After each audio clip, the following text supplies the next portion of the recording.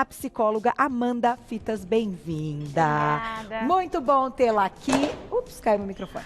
Já arrumo. Até porque nesse momento, gente, eu acho que a sua especialidade tem sido aí não só uma especialidade que a gente precisa, né? A gente quer ouvir a todo tempo os profissionais dessa área para entender como é que a nossa cabeça está funcionando e como vocês podem nos ajudar a dar um pouquinho de conforto, né? Então hoje você vem com um plano de como manter uma rotina saudável na quarentena. E quando eu falo saudável, não é só na questão alimentar e nas escolhas. Muito pelo contrário. A gente está falando aí da rotina, da questão mental e das emoções, né? Bem-vinda. Exatamente, obrigada. Em primeiro lugar, falar que realmente a saúde mental ela é importante agora.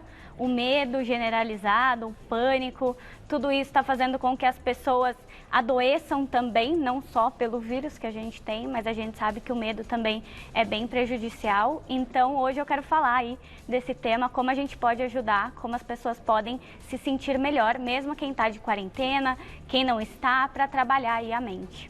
E quando a gente pensa, né, vamos colocar aqui para vocês, tem umas ilustrações bem legais, um passo a passo bem legal para você também tirar foto e depois, né, guardar isso. Eu queria tocar num assunto antes de começar essa parte, que é a questão do medo.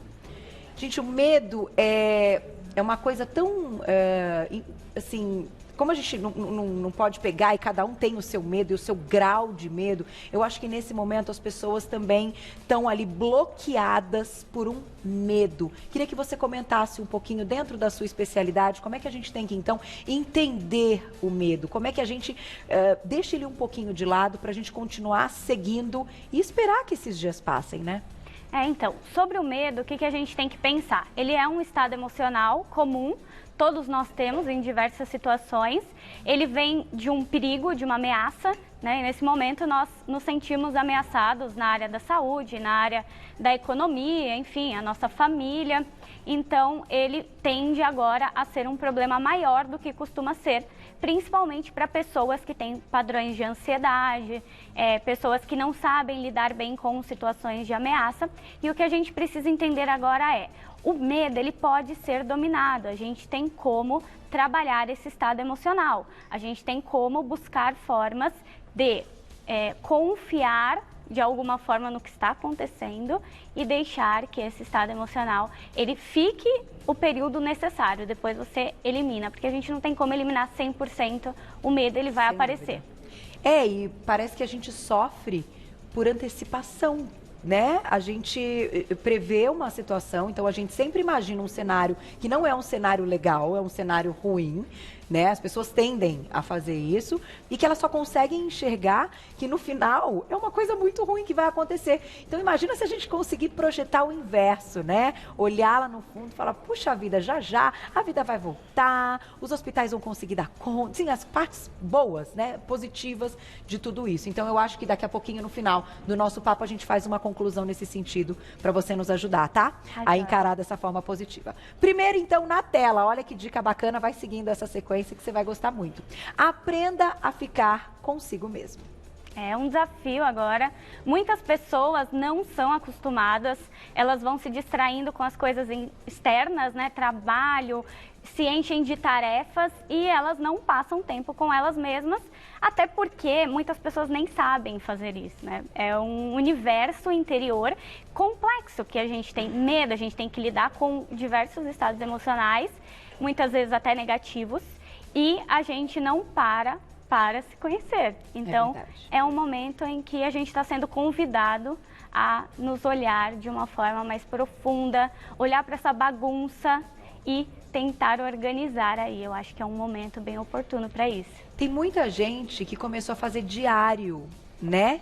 Para escrever o que está sentindo, para colocar ali no papel e de repente no futuro, depois dar uma lida e falar, puxa, passamos por isso. Você acha que é bacana? Assim, você acha que pode ajudar? Eu acho que é um momento, hoje tem bastante gente liberando conteúdos gratuitos também, até para você não precisar fazer sozinho.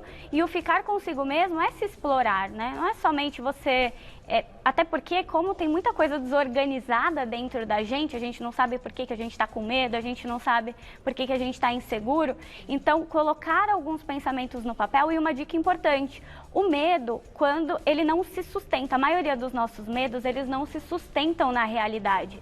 Eles vêm de um inconsciente desorganizado. Então, quando eu escrevo no papel exatamente o que me faz ter medo, eu posso ver que é algo completamente menor do que eu imaginei de forma inconsciente. Sem dúvida, muito bom. Próximo, então, na tela. Olha lá. Filtre as informações que vai consumir. Gente, essa daí eu acho que ela tinha que brilhar assim, ó. Brilhar, brilhar, brilhar. E isso de todas as mídias. Aí a gente está falando da televisão também, que tem um papel importante, né? De informar, do jornalismo, mas que tá maçante, né? Tá maçante. Eu acho que tudo que você liga, né, na televisão, muitas pessoas com notícias, às vezes, que são incômodas, que despertam o nosso medo. Então, eu acho que a gente precisa, até como um programa aqui, que vai mostrar aí dicas, vai mostrar como fazer uma máscara, enfim. Eu acho que a gente precisa buscar conteúdos que tirem um pouco o nosso foco do problema e nos levem aí à solução. E também filtrar algumas notícias que são achismos, né? Às vezes você não sabe nem a fonte, tem muita fake news. Foi o que a diretora acabou de dizer. Então, assim, tem que, né, tem que entender até que ponto você confia naquelas informações. Aquilo tem que ser correto, né? E, enfim, tem milhões de profissionais envolvidos aí nesse momento.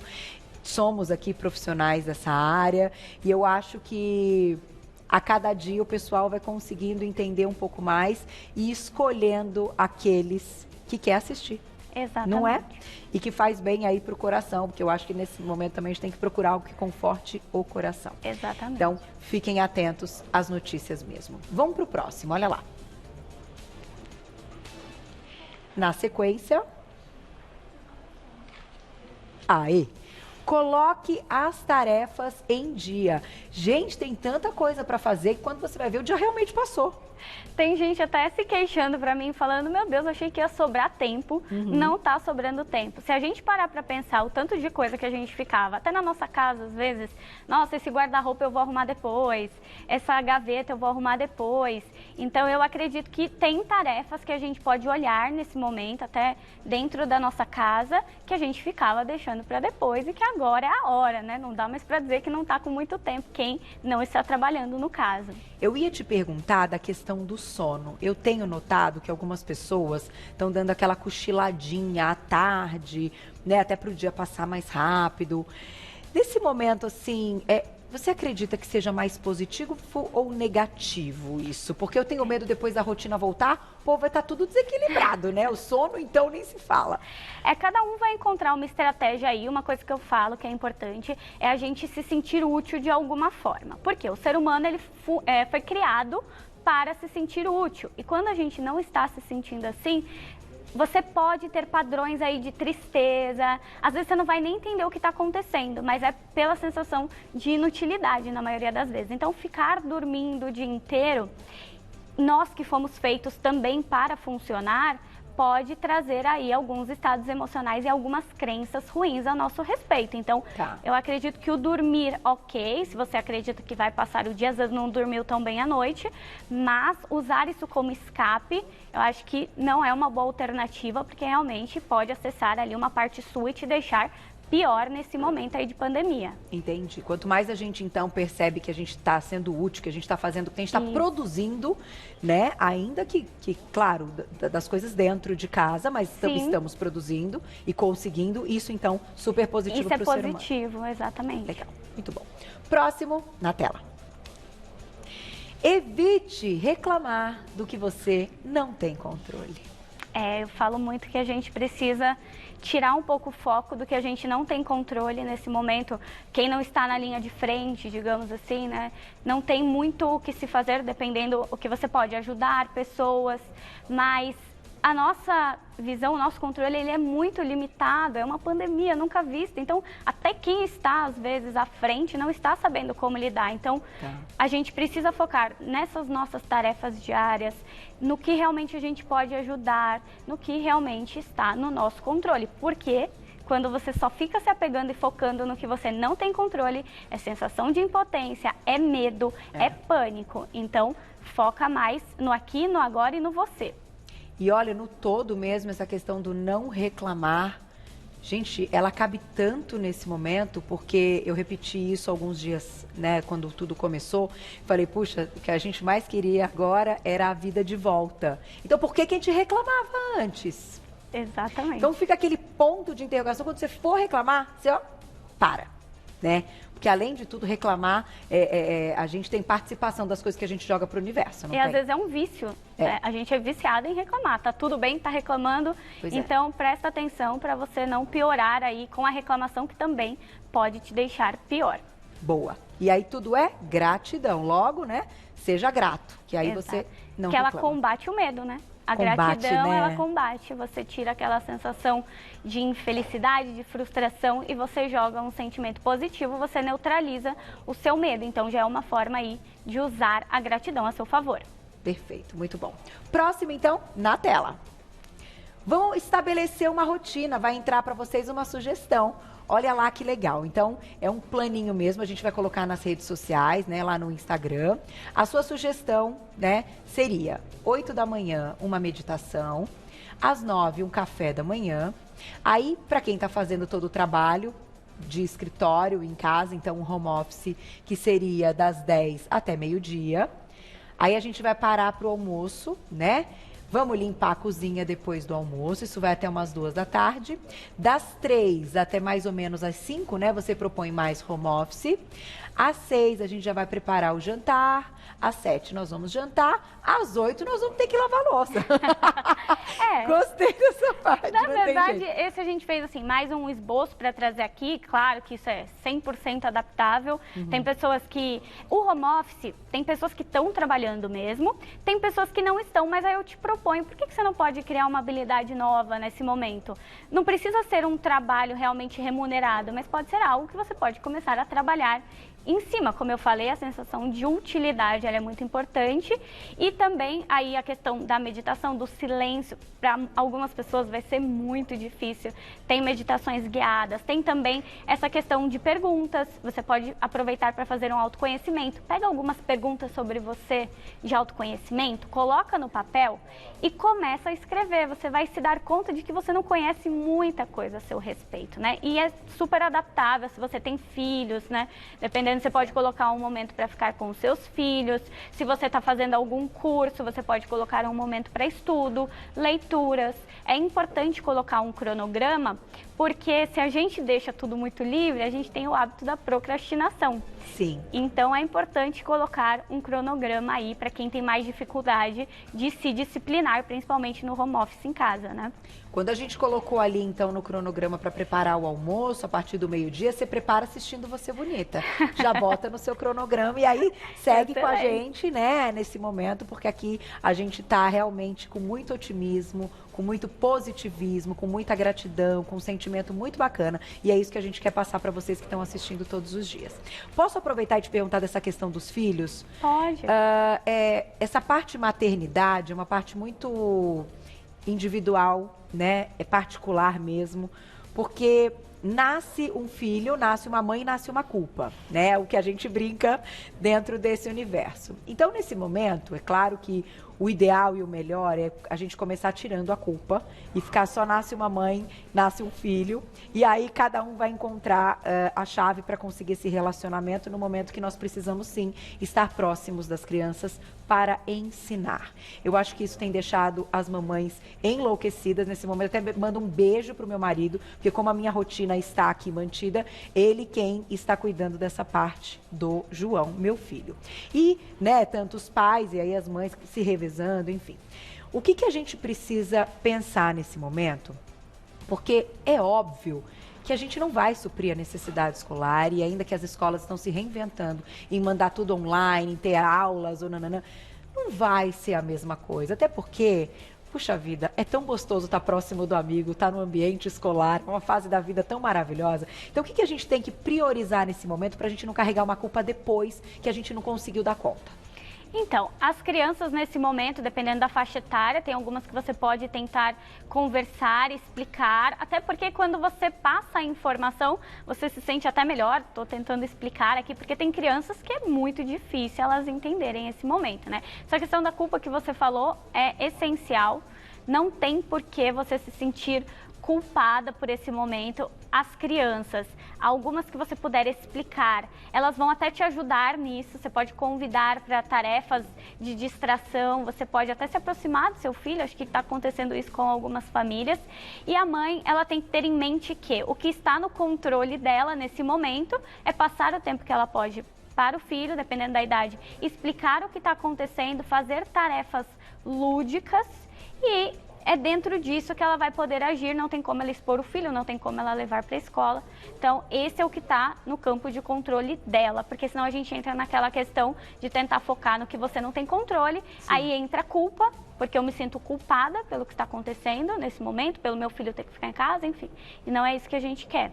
E há uma preocupação, claro, a gente está falando, no caso do meu, ele está no momento de alfabetização e tal, cada um vai ter aí a sua faixa etária, mas há uma preocupação das crianças, então, não conseguirem evoluir dentro do que estava proposto para evoluir no ano, e quando chegar no final do ano, e aí?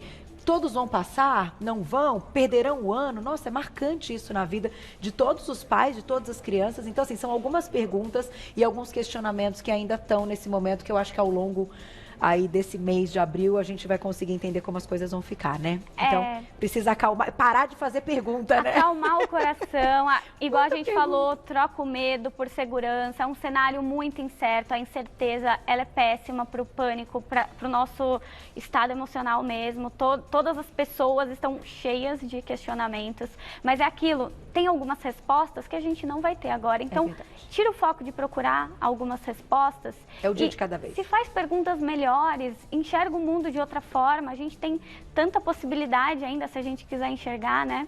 É isso aí, tá aí. Muito bom. Próximo na tela, então, a gente tem uma última sugestão, que é: use a tecnologia para se conectar com quem você ama. Exatamente. As pessoas agora, né, estão preocupadas com suas famílias, estão querendo saber. Então, liga para aquele seu parente, liga para aquela pessoa que é especial para você, os avós e vovós, né? Sim. Inclusive, é um público que também está se sentindo bem, né? Estranho aí nessa situação. Eu nunca tive que ficar em casa, né? Tem alguns que não estão nem conseguindo respeitar direito, então é importante que respeitem. E a gente tentar manter esse contato e falar para as pessoas: fiquem em casa. É importante nesse momento a orientação. Falar para as pessoas que a gente ama, o que a gente sente, colocar o papo em dia, tem pessoas que estão fazendo reunião aí, né? Sim. Entre as 5, 6 da família. Vários, assim, como amigos, se fosse um churrasco online, digamos assim, né? É muito interessante. Vocês sabem que eu fiz com as amigas numa quinta anterior, aí logo quando começou, aí a gente gosta do nosso vinhozinho, cada uma abriu seu vinho em casa, então colocamos todas na tela. Gente, foi super legal, uma coisa assim, interessante mesmo, porque a gente falou de vários assuntos, tentou desfocar até da questão. Quando a gente viu, a gente estava num papo ótimo e cada um tendo ali o seu prazer da conversa, em se ver, né, do seu brinde, do seu momento, comendo o que escolheu, enfim. E aí a noite passou, foi uma noite agradável, aquilo que você falou, a gente começa a colocar coisas agradáveis na nossa rotina, que são experiências que depois disso tudo a gente vai tirar como: poxa vida, foi bacana. Foi bacana. Tiveram coisas bacanas nessa quarentena, não é? Tiveram, com certeza. Essas reuniões, às vezes um programa você marca para assistir, um filme, um show. Eu vi gente marcando de ver aqueles shows de YouTube, sei lá, qualquer tipo de tarefa. A gente pode se aproximar de quem a gente ama, porque somos seres sociáveis. Então é muito difícil esse isolamento. Então, quando a gente dá uma socializada, joga uma conversa fora, faz uma brincadeira, isso desfoca também dessa pandemia aí que a gente está precisando nesse momento tirar um pouco o foco também, né? E aí já tem perguntinha para você, quem escreveu pra gente na tela. Obrigada, Gustavo, um beijo. Que outros sinais a mente dá quando está sob pressão ou por situações de estresse como essa que estamos vivendo? Então, normalmente é um desconforto muito grande e pode ser físico. Às vezes você pode começar a sentir seu coração muito acelerado, a respiração ficar muito curtinha. Então eu falo às vezes fazer algumas pausas profundas de respiração, jogar algum sentimento positivo, um pensamento positivo e falando de sinais ainda, normalmente, quando você perceber que você está entrando em um ciclo de perguntas ruins, de futuro incerto, querendo saber o que vai acontecer daqui 2 anos, que não está no seu controle, então você vai sentir uma agitação interna e isso já é um bom sinal que você precisa trocar aí o que você está pensando, porque provavelmente é algo que você não tem controle, que é incerto e vai te deixar pior. Nesse momento, temos que pensar menos, tentar produzir mais e tentar fazer menos perguntas. Exatamente. Né? Vou te agradecer, gente. Muito legal o trabalho da Amanda Fitas, psicóloga. Lá no Insta você encontra no @AmandaFitas, tudo junto, tá? @AmandaFitas, tudo junto. O site amandafitas.com.br e você vai encontrar também esse livro dela, olha que graça. Amores Saudáveis. Toda e qualquer mudança que deseja precisa começar primeiro por você. Exatamente. Ai, que lindo! Uau! Fiquei curiosa. Bacana, né? Tá aí, fica aí a sugestão de leitura também nesse momento da quarentena. Obrigada. Obrigada Até a próxima. a você, foi um prazer.